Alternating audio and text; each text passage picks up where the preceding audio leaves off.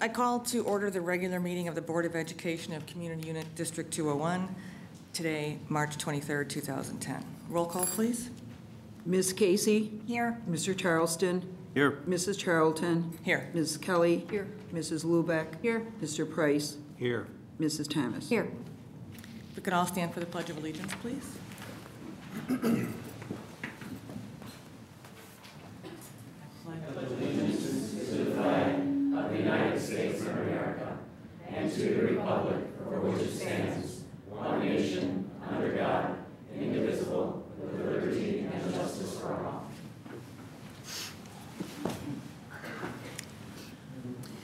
The first item on the agenda is student recognition.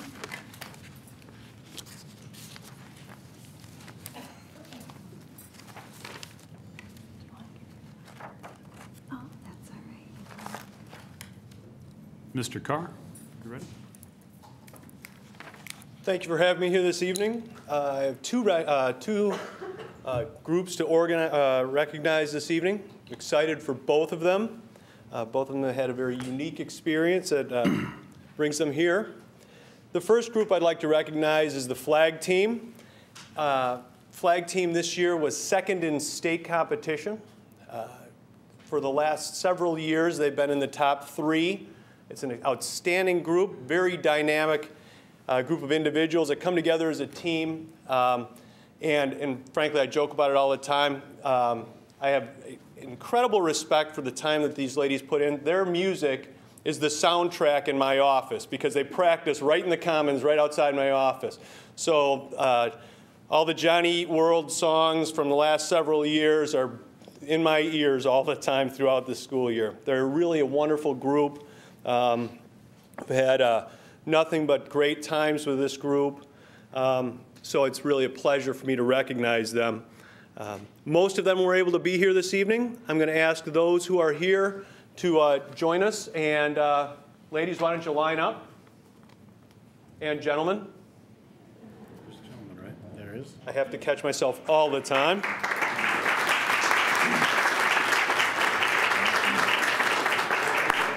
So when I say your names, come on in, and Ms. Charlton will give you your recognition. Angela Spalvik. Hold on, guys. I don't have any particular order, so I apologize for that. I mean, I could give you my order. This is the kind of synchronized performance they had at the state competition. That was my... Thank you. Shelby Giacomi. Megan Casey.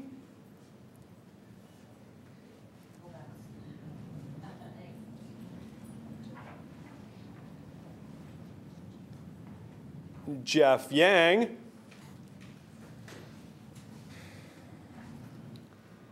Sarah Tannehill.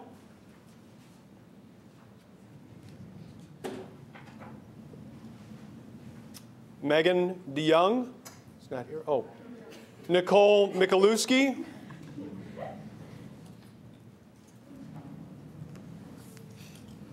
Emily Hayden. Carolyn Swyka. And Kelsey Mandrella. Megan Bloyd is their coach and was not able to be here this evening, so I wanted to recognize her. And I also want to recognize the other flag team members who weren't able to make it this evening. Catherine Cantoran, Megan DeYoung, Amber Holisek, Christina Mazil, and Kyle Papalardo. As I said, a wonderful group of young ladies. I have one final story that I'm going to share because I've got them on stage, and this is their chance to, the season's over, they're not going to get to play again. After one of the, and I think it was the sectional competition, I got an email the following week from a parent from one of the schools that was also competing. During the I believe it was the Morton team. Who was it? Maine East. Maine East is in the middle of their show, their music conks out. And that happens, if you've ever been to these competitions, that happens every once in a while. I guess the kids gutted it out and made it through the performance. And when they got back, our kids had gotten together and put together kind of a congratulations, great job poster, signed it. So when they got back to their stuff, this parent was absolutely so impressed with our kids. I was not surprised, but it was really nice to know that somebody out in the community at large recognized our kids and just what wonderful people they are. They also won, so it was nice. Congratulations, guys.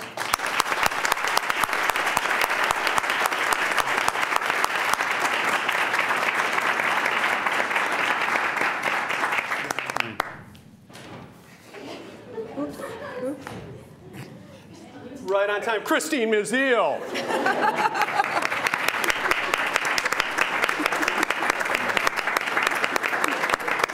Christine, we were just talking about you. You're going to have to listen to the podcast. Okay. Congratulations, guys. All right.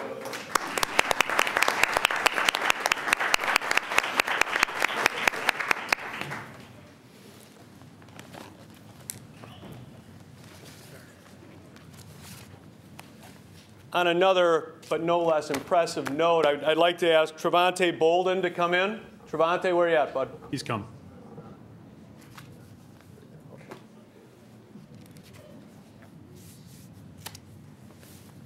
Come here for a second, Trevante.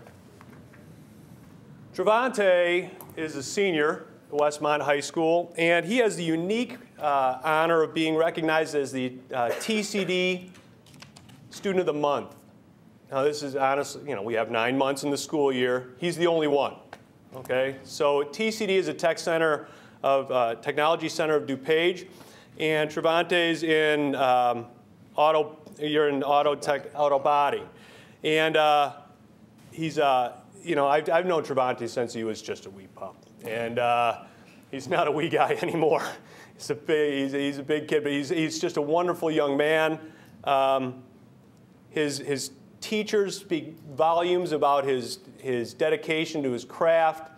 They give him so many commendations for how he treats the guys that he works with. It's a team over there. And to hear the things that come back about Trevante from TCD really are very impressive. Trevante also plays football and basketball for us at the high school. He does a wonderful job there, and he's a great teammate as well. The neat thing is Trevante takes his experience at Westmont High School and at the Tech Center of DuPage, and next year he's going to Southern Illinois University. And I am so excited for him and his family. Congratulations, buddy.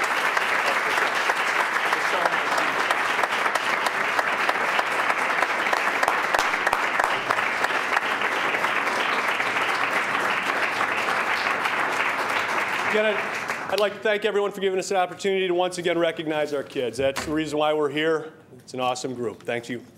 Thank you very much. Thank you, Mr. Carr. Congratulations. And to the parents.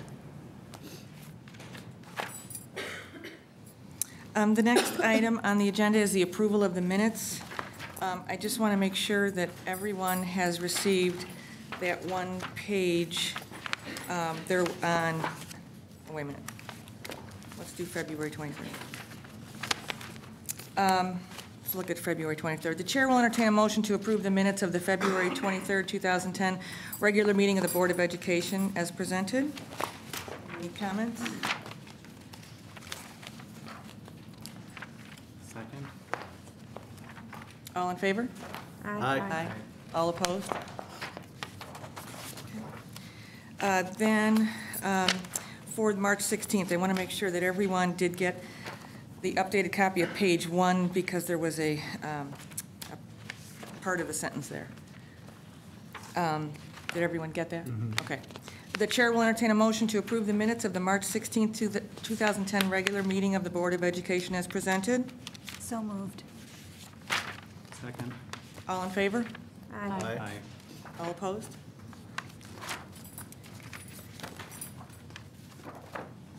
Public comment. I have 2 comments here. Cards. Grant Saar, please.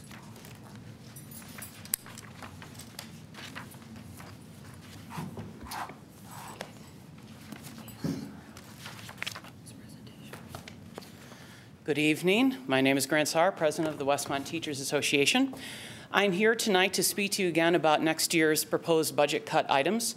I'm here again tonight as a result of last board meeting and the presentation of figures at that particular meeting.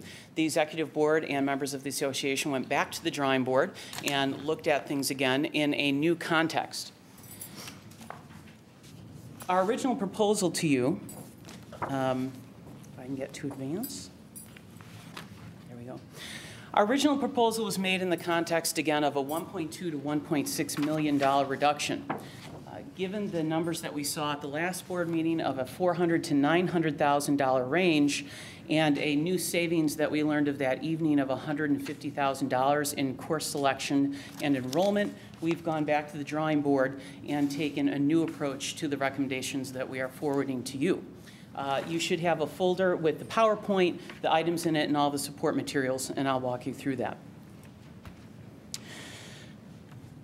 We've heard a lot about setting priorities and talking about priorities and what is a priority. Well, we sat down and figured out our approach to these cuts and how everything we've discussed fits into our priorities as an association of professional educators.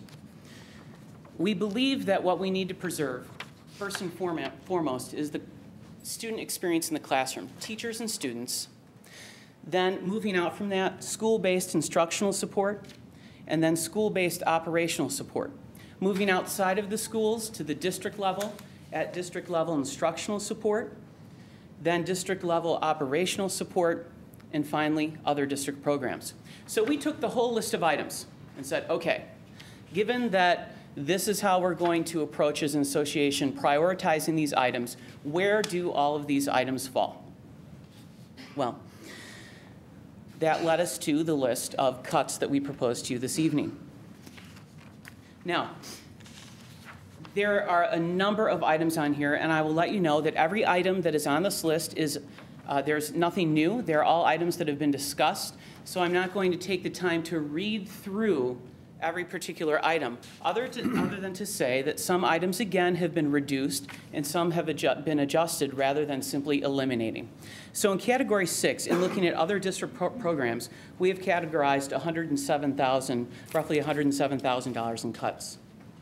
Moving closer to that student experience, okay, at the district level operations circle, we have approximately $87,000 worth of cuts. Again, moving closer to that daily instruction and classroom setting, district level instructional support, we've identified approximately $181,000 worth of cuts. School-based operations support, $60,000, and as you'd expect, this number decreases as you move closer to our core mission, preserving the student experience, teachers and students in classrooms. 2, school-based instructional support, cuts of $36,000. And at level 1, this seems like a big number, $101,000, but it is in 3 items. Again, one is the foreign language item at the junior high, which has been recommended by the teaching staff, a reduction in driver's ed sections, and then looking at further efficiencies in salaries by filling vacancies at BA1 rather than MA5. So, putting this all together, on March 9th, we presented to you $753,000 worth of cuts with new revenues totaling just about $137,000 for a total of $890,000. Looking at this again and looking at it in this prioritized framework and making some adjustments based on the numbers from last meeting, we have cuts totaling $575,000, new revenues of $120,000, which was from the board packet, and some additional savings that we learned of that evening at $150,000, bringing the total to $845,000. Now, what this does, the biggest difference for everyone to know here, is it returns the elementary clubs back, so it doesn't suggest cutting the clubs, it doesn't suggest cutting any of the sports at any particular level, and it also suggests that we would replace the media specialist at the junior high and maintain 4 media specialists across the district. Again, prioritizing the student experience as first and foremost. However, we understand that we may be looking for more than $845,000.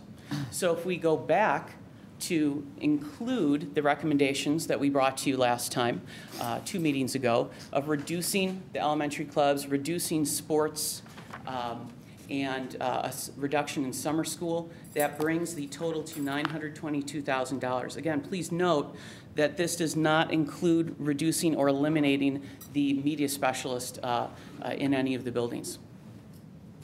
So we figured this is a mid-level impact on students. And then we did hear what was talked about at the last board meeting in terms of your examination of List 2. And they included a multitude of things, including the technology director, eliminating all the clubs, then incorporating some of our ideas from the first time around, again, in that much larger cutting context, bringing the total to approximately $1.1 million. Looking at all these things together across the board, again, our original recommendation looked at about an $890,000 plug in the $1.2 to $1.6 million hole, and now we're looking anywhere from $845,000 to $1.1 million in the $400,000 to $900,000 hole, wherever that comes up. I do want to mention on this slide that all of our current proposals don't increase class size and have a very minimal effect on staffing at this point. So these savings that you see do not incorporate any of the grade level center models or any of those particular recommendations. So again, moving forward, key to what we are asking is that, well, I've been inundated with comments, questions, as I'm sure you have too, and why we should save something, why we should cut something. And we're going to hear those at the forum, and that's going to continue to come. The question eventually is going to be, what is going to go? And how are we going to justify those decisions? And we feel very strongly about the framework that we're putting forward tonight in how we look at categorizing these different types of cuts. So again, there will be narratives as to the value of a position, or as to how something is not effective, or how we could do something differently. But again, ultimately, we need to be looking at how this decision is going to be made. In your packet, there's a number of items. There's tonight's PowerPoint, along with a spreadsheet that has all of the categories and how everything fits in. If there is a blank in a column, that means at this time we are not recommending it. However, it was on List 1 and List 2. And I have to say, it was difficult for us to continue to consider items as a List 1, List 2 item, and not as an item that impacts students in some way. Because again, ultimately, every single one of these will impact students. The question is, how do we minimize that impact? And again, we really feel that this framework is leading us in our decision-making as we make these recommendations to you as a school board. There's a couple other documents. There are some very just brief bullet point narratives on Orchid, I believe, Orchid in yellow paper, that refer to some of the items that are on List 1 and List 2. And since you've been dealing with List 1 and List 2, Paula Rath took quite a bit of time to take your List 1 and List 2 and color code that, so that if that is helpful for you as a visual to see where our recommendations align with your current List 1 and List 2, it may be overkill, but for some people it may be helpful to look at that. But Thank you, all Mrs. that Rath. information is in your hands now, and it will be available on the front page of our website tomorrow morning. Tonight's PowerPoint and the figures that back that up. So thank you for your time. Thank you. Thank you very much. Thank you very much.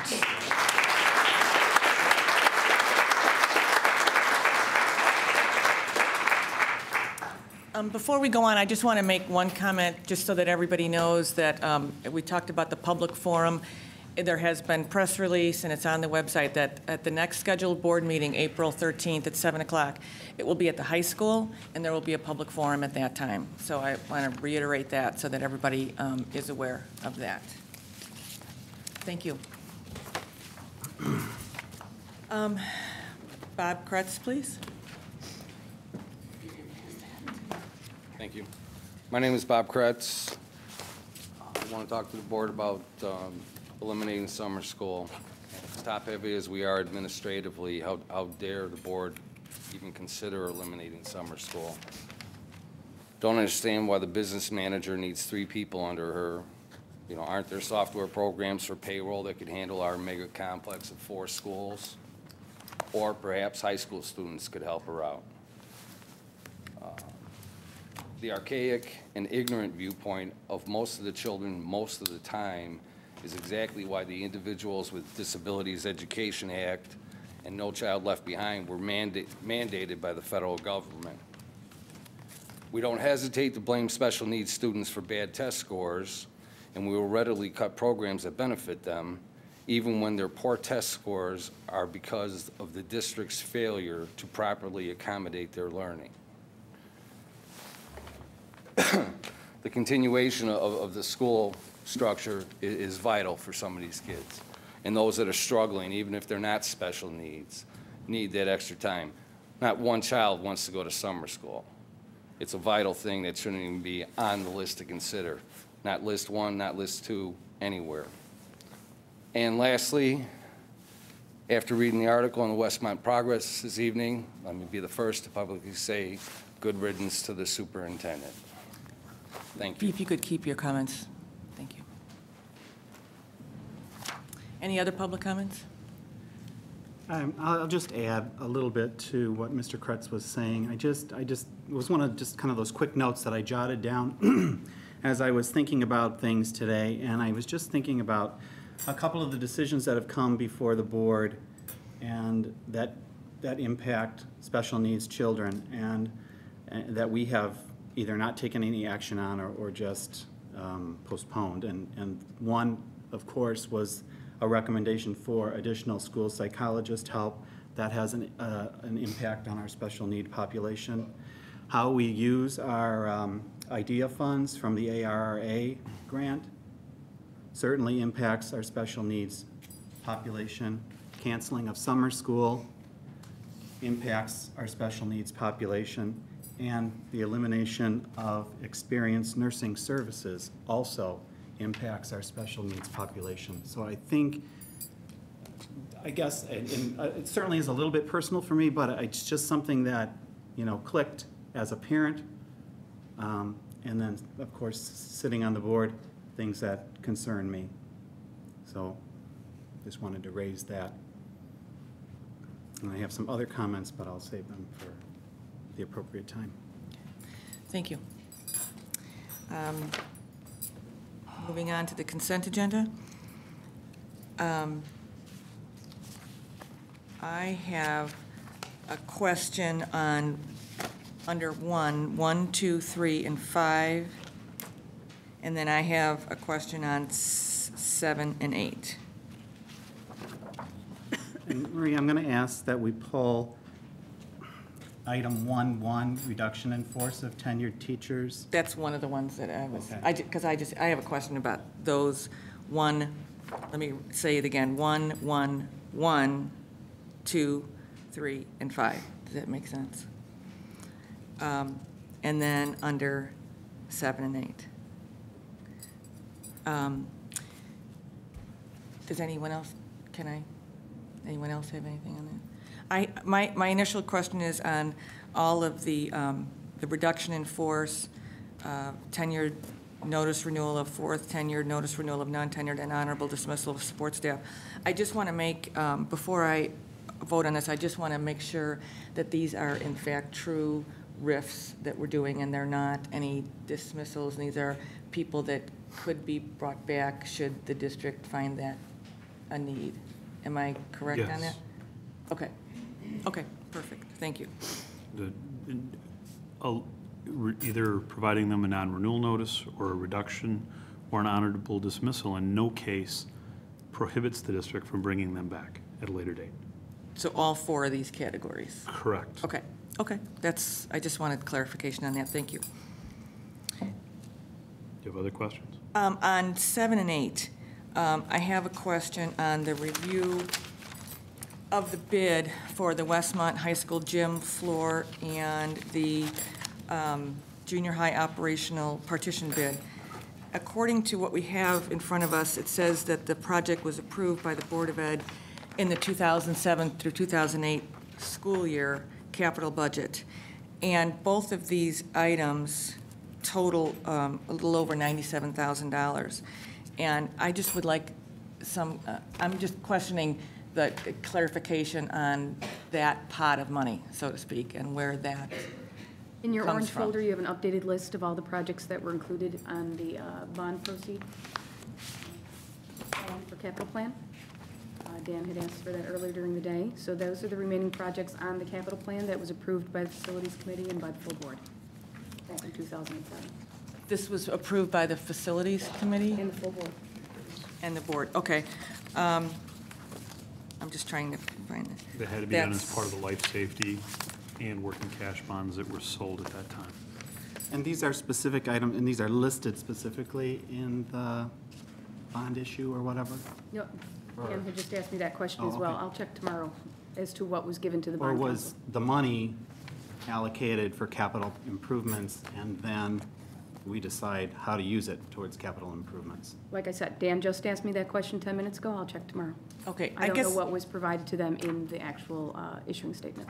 Okay, I guess my concern is just that, and again, I'm looking for this from you, to the extent that this was done in 2007 and 2008, we were in a different economic time, and I would request that before any bids go out for projects of this size, that maybe we could discuss that as a board, and I'm asking my fellow board members the same thing.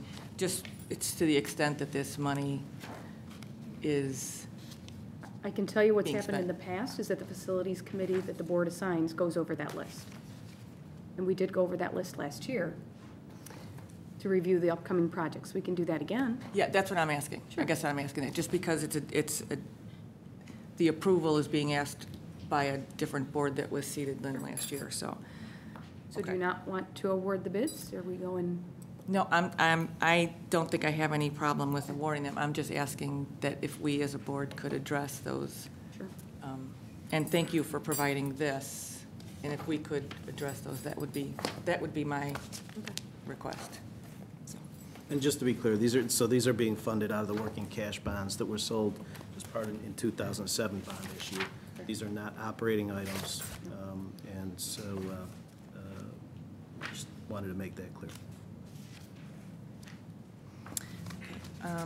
Anything else in the consent agenda? Well, I just, since the personnel recommendation 1.1 is kind of a unique, being a tenured position, I did put some thoughts together about it, and I wish I was somebody who could just speak off the top of my head, but I really can't, so I'm going to read what I put together concerning the Jill Corwin's position. First off, I want to thank Mrs. Corwin. I know she sent a description to the board members kind of detailing what she does, and I found that very helpful. I mean, there's no way for us as board members to know specifically what you do day in and day out and throughout the year to benefit our students, and I thought that was a nice, nice information to have. Beyond the official in-school responsibilities of the position, the job-related and personal volunteer and outreach work Mrs. Corwin provides for families in our community provides wonderful public relation opportunities that District 201 can be very proud of. 201 has its share of medical and special needs children, maybe more so when you consider our ties with SACID. The value of 16 years of certified school nurse experience with our children, coupled with the community work and health advocacy, can't necessarily be measured in dollars alone. As a professional union member myself, I can in good conscience support eliminating a 16-year union position for the purpose of assigning certain duties to less paid, less experienced hourly staff. I don't believe that is common practice in public education, and I don't believe it would be supported if such duty reassignment were applied to other certified positions in our district. Our experienced certified teachers aren't simply eliminated and duties reassigned because individuals have reached the top of their pay scale. So why would that be acceptable for our experienced certified nursing position? It is my understanding that there's a certain amount of history associated with the certified nurse position classification. As a board member, I have to do my best to evaluate that. Over the past month, the board has spent several closed sessions discussing important issues impacting our district. Some of these discussions included the topics of workplace morale, employee relations, communication, fair and equal treatment.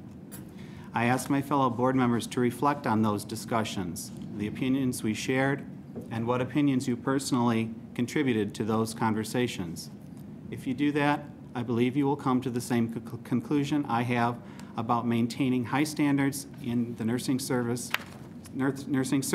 provided our students. Thank you. Thank you, Jim.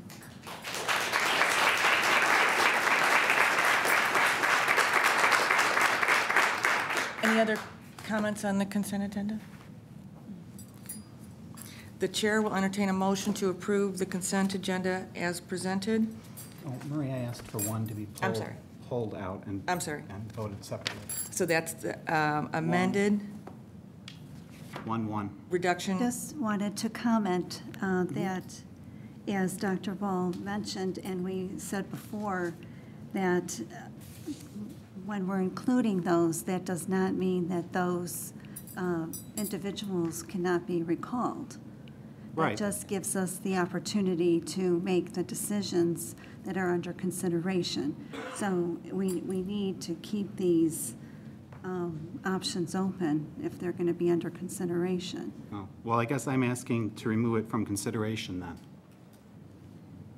I think that we need to keep that option open for consideration, because we need to be able to make that decision at a later date. Joel, let me understand. What you're asking is to have this removed from the consent agenda in its entirety? Yes, And that's what voted he's on asking. A separate vote. A separate vote, a separate that vote. particular Okay, item. fine. Okay, then we'll do a separate vote on that. Okay, so the chair will entertain a motion to approve the consent agenda as amended, removing that one item. Okay. Is that right? Second. So you want to vote on that separately? Vote on that separate. Please. Okay. Okay, roll call, please. Mr. Price, Yes. Mrs. Thomas, Yes. Ms. Casey, Yes. Mr. Charleston, Yes. Mrs. Charlton, Yes. Ms. Kelly, No. Mrs. Lubeck. No. The next item on the agenda is the superintendent's report. Marie, we have I'm to sorry, vote on I'm sorry, one sorry. more. Let me go back. Let's vote on the item reduction in force of tenured teachers. Move to remove item, personnel recommendation, item number 1, reduction in force of tenured teachers. And roll call on that So to one? understand it, the motion is in the negative? The motion, yeah, Can yeah, we- you know what? Can we just vote yes or no Yes. on the affirmative question? Yes, that's Okay. fine. Good. Okay. So then if we vote, We're voting to approve the RIF. right. Voting to approve it as it exists on the. Right, and I just want the board members to understand, if we do not vote to approve it, then that leaves that option off the table for the rest of this school year. Is that correct, Dr. Ball? Yes, Okay, Through 2011. yes. right. Could I ask a question? These have not gone out then? These are still, No. okay. They have to be acted on first. Okay, roll call, please. Mr. Price, No. Mrs. Thomas, Yes. Ms. Casey, Yes, Mr. Charleston, Yes. Mrs. Charlton, No. Ms. Kelly, Yes. Mrs. Lubeck. Yes.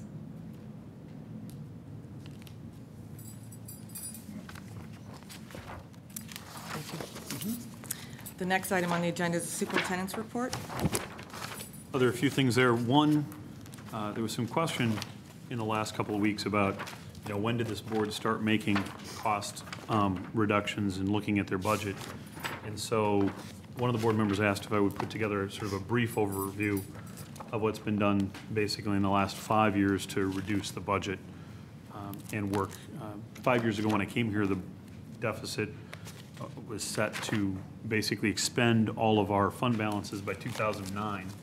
And at this point, we've moved that basically 3 years to 2012. So that list is there for you.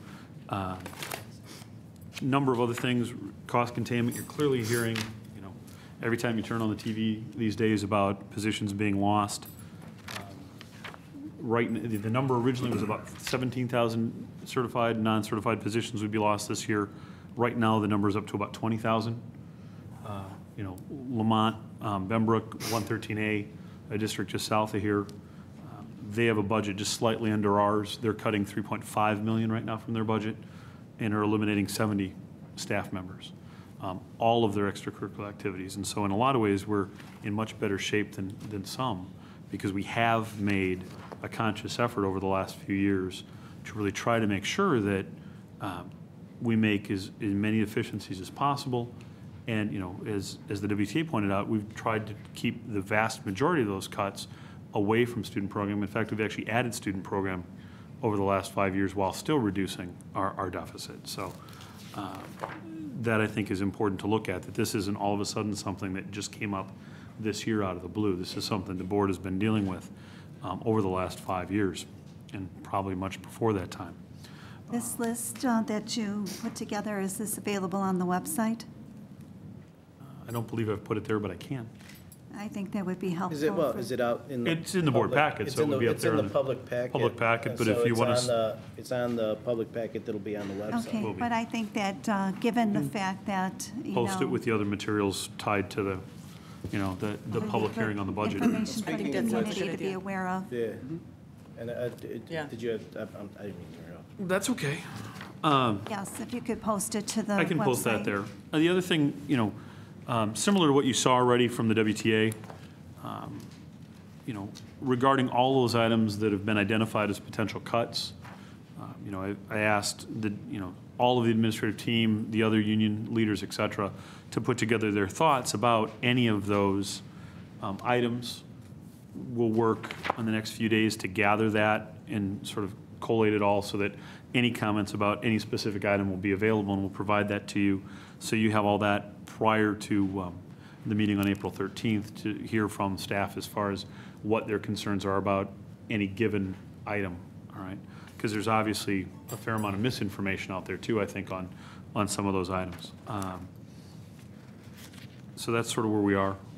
We'll get that information to you before the next board meeting, and then hopefully in a timely way. So if you want us to, share it in another way, we'll have the opportunity to do that. There were a couple things I wanted to, on the materials on the model, or on the materials on the website, would like to put the 2 PMA models.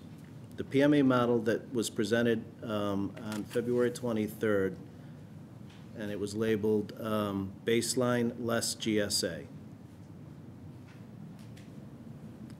And then what I'd like to do in a second model to put out there is the one that we were provided on March 16th, which was baseline less GSA, inclusive of the List 1 cuts.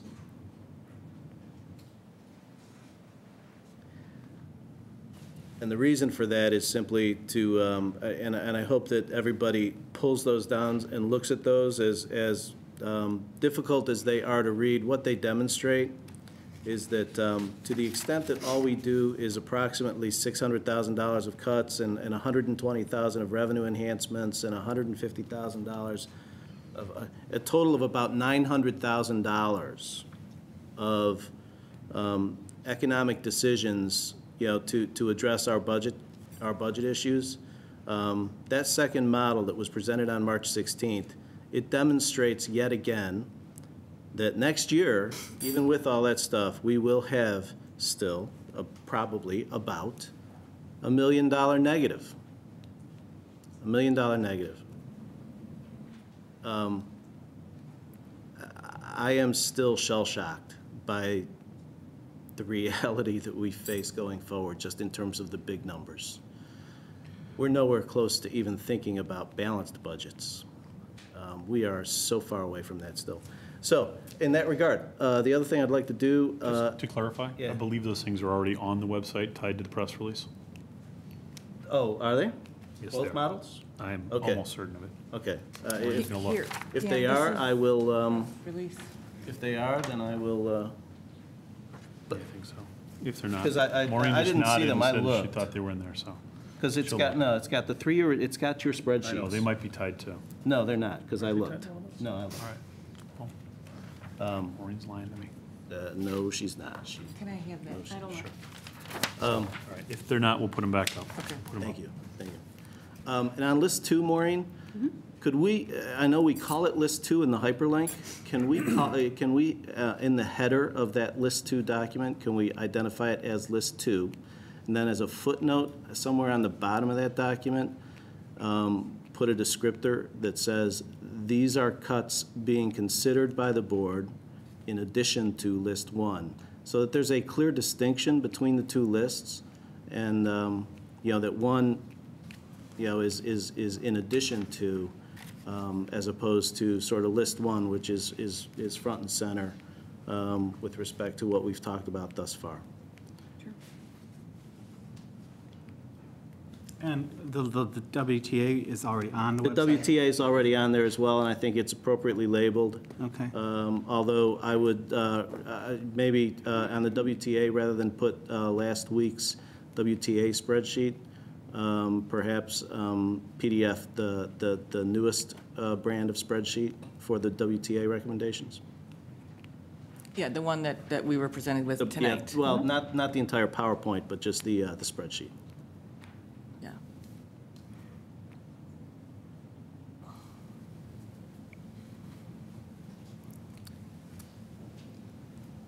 And beyond that, the public forum should be interesting and terrible. Would this be a good time? I'd like to talk about that for a minute. Did you have anything else on cost containment No, other that's than fine. that sheet? I've been getting a lot of calls as to what presentations, if any, that we are actually going to make as a board. So I guess I'd like to discuss that. It will be a regularly scheduled board meeting. Again, it's on April 13th at 7 o'clock. It will be at the high school. So, And just as an aside, it should be on TV. Glenn Loserberg from the Village was trying to make sure that he could do a live broadcast from the high school. And if he's successful, it will be on TV live. and if it's not on TV Live, it will be taped and played. Yes. Again, so we know that, so I guess that's the question I have is, what do we think, if we have an answer, what presentation will we be making? Or are we going to be asking people to look at these different lists and stuff that were brought to us and then have public forum, public comment on those items?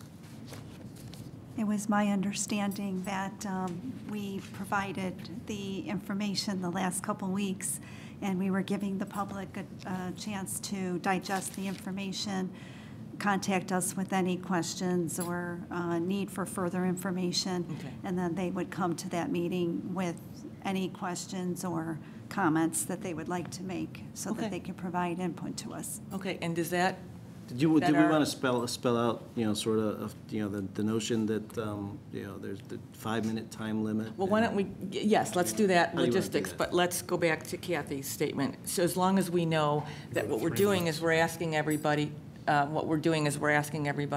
to take a look at all this information. And then, so that everyone is kind of looking at the same materials we are, and then we will come to that. Correct. Okay. I guess it's hard to know whether at that meeting you'll actually have people that are, kind of just tuning in for the first time. When they hear there's a big meeting, public forum at the high school, you might get people who really haven't been tuned in, even to the board meetings, even though they're on cable and that sort of thing. So I don't know if it's worth, doing any kind of presentation, not myself, but if Mr. Saar maybe wanted to just run through his presentation, should there be a whole bunch of new people there, and then if there was any other presentation, describe, defining the lists and going over the various options. I think that would then be maybe. kind of, excuse me? Go ahead. Okay. I think as Kathy said, I kind of agree with what Kathy said, that we've spent the last maybe 2 or 3 board meetings going over that stuff. And if maybe, I don't know if Maureen, if you'd be up to, Sure. just having the laptop there so she could flash a slide if it becomes necessary. But I think to present everything all over again would really limit the amount of time people have to give their comments. Because if it is a very big meeting and there are a lot of people who want to give public comment, I mean, I think we should, that this forum, to me, should be an opportunity for the public to respond to what they've heard. Not that we can't answer questions from people who don't have the information yet, or point them to the right sources or whatever, but I think if we do it all over again, we'd be using some valuable time that I the agree. community might be expecting to have. Can I ask, if, to the extent that not everybody has access, could we perhaps have, these documents available to the extent that people show up that haven't gotten these? Just to, because each of these are no more than a few pieces of paper. Maybe we could have some packets at the meeting for people. I'm asking everybody if you're going to come to download these first, please. But to the extent that there are a handful of people that don't have those, if we could have that there for the public who maybe don't go onto our website on a regular basis. And I might suggest, too, that if there's a way that we can advertise the public forum, the purpose, what it's for, and maybe, let them know that these are the documents that you should review before you attend the meeting. Dave, can we talk after the meeting? Okay, thank you. That's a good idea, Kathy. Okay. But we can talk ahead of time that if there's at least a short stack there for people who, let's say there's community people who are not on our website all the time. So, okay, that's a good idea. And does that sound plausible, at least for the content? Okay. And then Dan, you were going to logistics? Yeah, just if you wanted to touch on that, so people Okay. knew what the logistics were. I think we were talking about that last week, that we are going to follow basically the same rules that we have here, public comment, that it will be limited to 5 minutes, and to make sure that everyone understands that it's imperative that we hear from our community, but because many people would like to speak, so that there will be a time limit on that, for that evening. Okay? Anything else? In regards to that, there is some kind of device that counts down when there's like a minute left, or it flashes a yellow light when there's a minute left, or something like that. Do we have access to that? We had it during one of the candidates forum many years ago. Does anybody I recall? had it recently, I vividly remember it. I'll have to look I and don't see. know if we have that. I don't know that or- it's ours, I mean, it might be. I don't believe it's somebody ours. Okay, just thought I'd ask. I would just be more than happy to, make sure we have a timer there if we can't get that. Oh, yeah, Does yeah. that sound, Oh, does yeah. that sound doable? Okay. Okay, Ready to move on? yes. Okay, people personnel survey. So this is one of the things that, last time we did this as part of the strategic planning process. And when asked, the board suggested they would prefer to do it this spring as opposed to wait and do it as part of the strategic planning process in the fall. So you have a draft of the survey. If you take a look at it, if you have any questions, let me know. Otherwise, we will send this out right after spring break.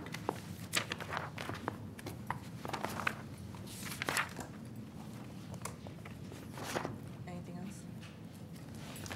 No questions? All right, and then, again, ISB recognition, all of the relatively minor things that we had to deal with after our compliance visit have been dealt with, so the state, again, finds us in full compliance. There's just one FOIA request there, asking about legal fees, and then a copy of the legislative update from the Alliance. In addition, in your orange folders, you have a few more, you have another Alliance legislative update. It's going to surprise you that they're coming out relatively quickly. And then also some information from our last LEND meeting, just talking about the legislation that's out there, some of the bills that there. If you take a look on what's the second page of that document, it's actually the fourth slide, talks about mandatory categorical and the losses potentially there.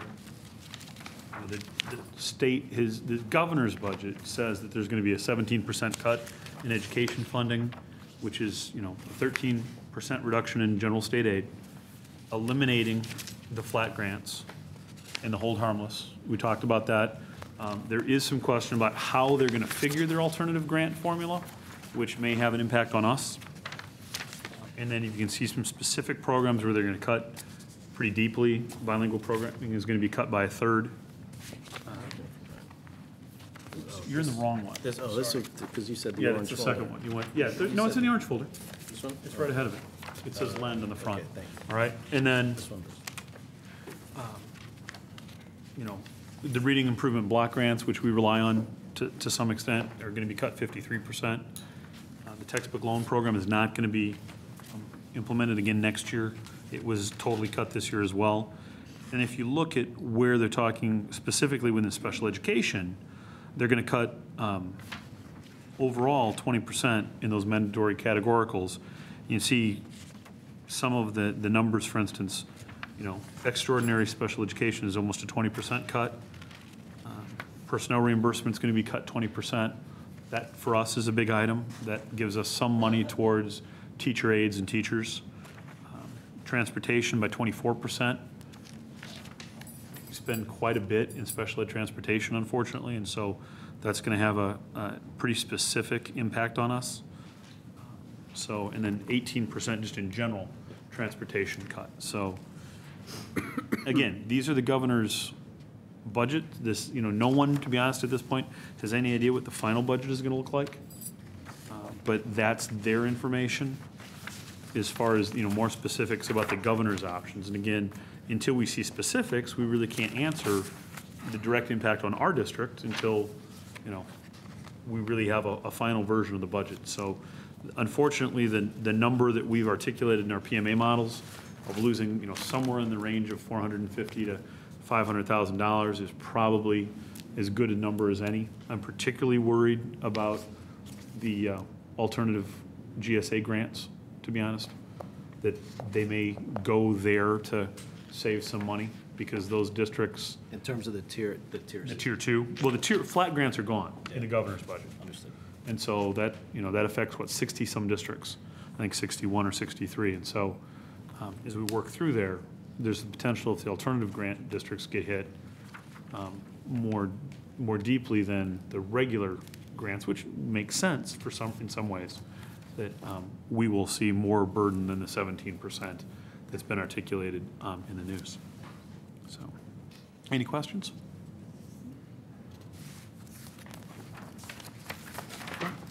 That's it. On the FOIA requests, do we have answers?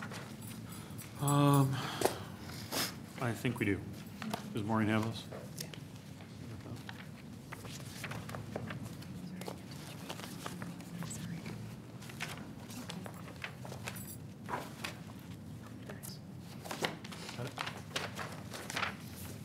Go ahead. Okay. Go. We got a total of $1,734 in bills from Henshaw. No, Frantic, right? 1,700? Sorry, from Frantic. Yeah, so from January 2005 through basically, January of 2010, $1,734 worth of attorney's fees for board members calling the attorney directly. All of those except one phone call was from Mrs. Durrani. For Henshaw Culbertson, phone calls to Mr. Nemenick. Never received any phone calls from Mrs. Durrani. And since the new board was seated, Mrs. Charlton and Mrs. Thomas are the only two who have phoned him. Total cost of $9,202 from May of '09 till January of 2010. And I have not received a bill yet from Hodges Louisi. Thank you. Board reports.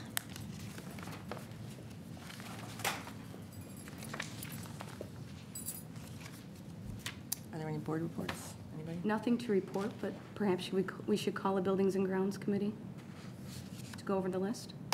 Okay. So I don't Okay. recall who's on the committee. Kathy and I. Okay, so we'll get a date together to go over that current list. Okay, anything else on board reports? Can I just add something that I forgot to mention at the beginning? I think she's here, but if we could acknowledge Ms. Linda Hool, who was named Westmont Chamber Educator of the Year.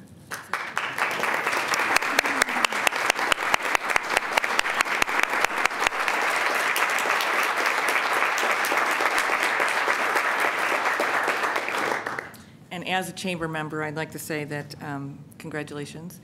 And unfortunately, I wasn't there because, which brings me to the next thing, congratulations to the Westmont Junior High Play, Kathy Delanoy, Linnea Nemec, and Mary Deegan for putting on such a fine production of Cinderella.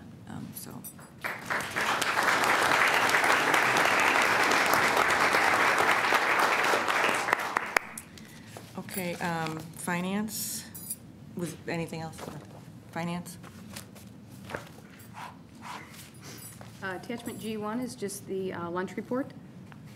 Again, we're still in the red, but not as much as last year. Our participation is down, but that's just because we had to pull SACID's numbers out of those numbers for this year and report for them separately. Attachment G1, the summary of fund balance accounts. Again, just one account with the negative, and I really need to remind myself to talk to Steve Carr about that tomorrow. So we'll get that cleared up tomorrow. That's student activity accounts? Yes. Fund balance summary, the board's accounts. The only account in the negative, again, is capital projects, which will clear up by June when we do the transfer. There's just a note, make a global note, because I know that audience members don't have the benefit of seeing this this evening, but it will be posted whenever it gets posted.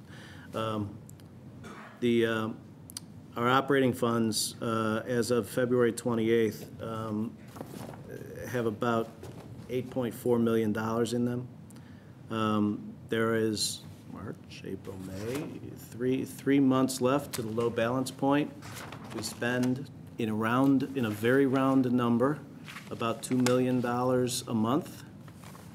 8.5 minus 6 means our low balance will be about $2.5 million. And again, speaking to that operating deficit that we are very likely going to stare at for next year, May 31st is the important date for our district in terms of understanding when we run out of money. And if we spend $1 million next year, that means next year our low balance is $1.5 million, and the year after that it gets uglier. So I am shell-shocked. I remain shell-shocked by the whole thing.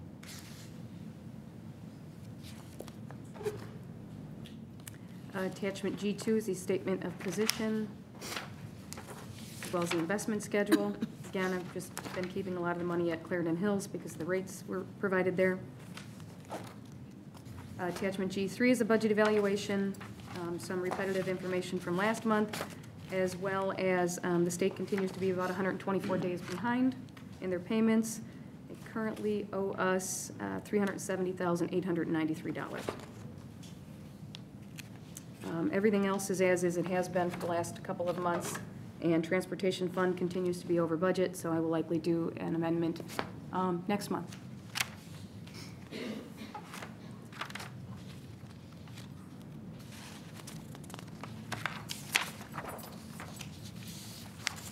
Is that it on that? Okay, the approval of March 2010 expenditure report. Any questions? The chair will entertain a motion to approve the bills for the month of March 2010 in the amount of $1,772,900.07 as presented in attachment G4. So moved. Second. Roll call, please. Mrs. Thomas? Yes. Ms. Casey? Yes. Mr. Charleston? Excuse me, yes. Mrs. Charlton? Yes. Ms. Kelly? Yes. Mrs. Lubeck? Yes. Mr. Price? Yes. Okay, before we go to public comment, we have a couple of statements to read. I'd just like to take this opportunity to formally announce my resignation effective June 30th, 2010, so the end of the school year. I'd like to thank all of those who have worked with me over the past 5 years to improve and expand student opportunities and achievement. As Mr. Carr said earlier, that's why we're here. And I wish to thank the board members for giving me this opportunity. And I wish to thank everyone associated with 201 and wish you all the best in the future. And again, thank you for this opportunity. Appreciate it.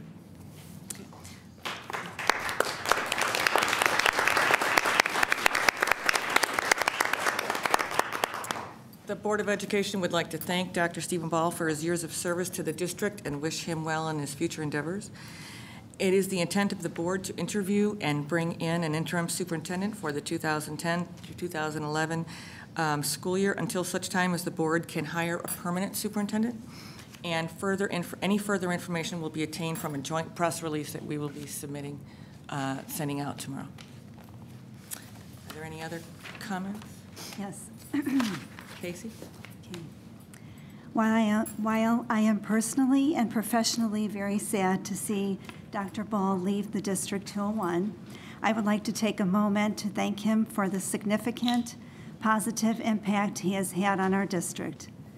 During Dr. Ball's tenure with District 201, there have been more positive changes in a short amount of time than during any other superintendent's tenure. Some of the more significant items are District 201's first ever strategic plan. With Dr. Ball's expert guidance, community members, staff, and board members were engaged in a very successful strategic plan where almost all of the goals and action items were achieved. Alignment of curriculum. At the board's direction, Dr. Ball hired our curriculum director. Since then, our math, reading, and most recently, social studies curriculum are aligned K through 12. This is a major accomplishment and a tremendous benefit to our students. Technology improvements, what can I say? The improvement is night and day. The buildings were not only not talking to each other, there were different platforms and technology was not available in all the classrooms. All of this was corrected, and in addition, we now have Skyward for students and family access. We have smart boards, and I am sure there are items I am missing. Financial. The district has been awarded the Certificate for Financial Reporting Excellence from the Illinois Association of School Business Officials for 3 years in a row during Dr. Ball's tenure. The first time was his first year here, and every year since. Further, under Dr. Ball's tenure and due to cost containment measures implemented since 2005-06, we have delayed depleting district reserves from 2009 to 2012. Finally, Dr. Ball is a member of many professional organizations, which has been a direct benefit to District 201. Through his active involvement, he has been able to be an active advocate for District 201 in terms of legislation and sources of funding. He is an extremely knowledgeable and dedicated superintendent and will be greatly missed.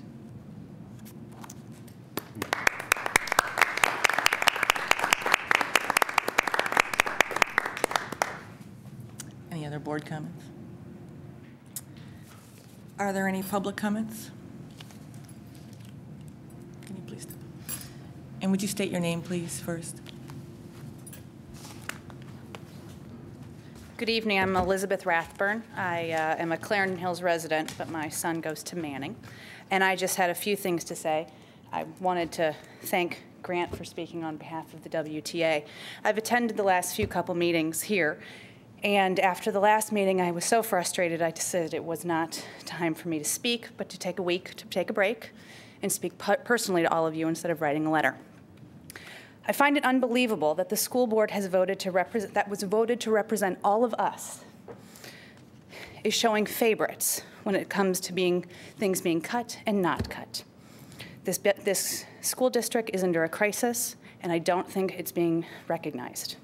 The WTA stated in their presentation of not eliminating positions but making them part-time positions. In doing that, one might believe that in time the school board can get a handle on the finances and positions that are most important can be reinstated as full-time positions. Yet the debate goes on, and the importance of some items that truly seem like no-brainers to many of us in the audience go on. I can honestly say I'm nonplussed with many of the members of the school board, and I'm standing behind the WTA's proposed cuts. They know our children.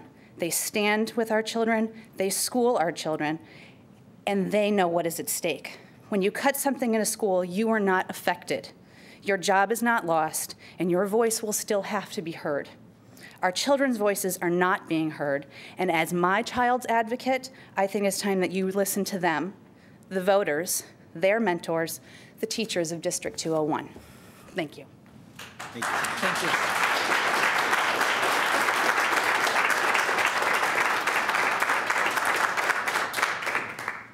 Any other public comments?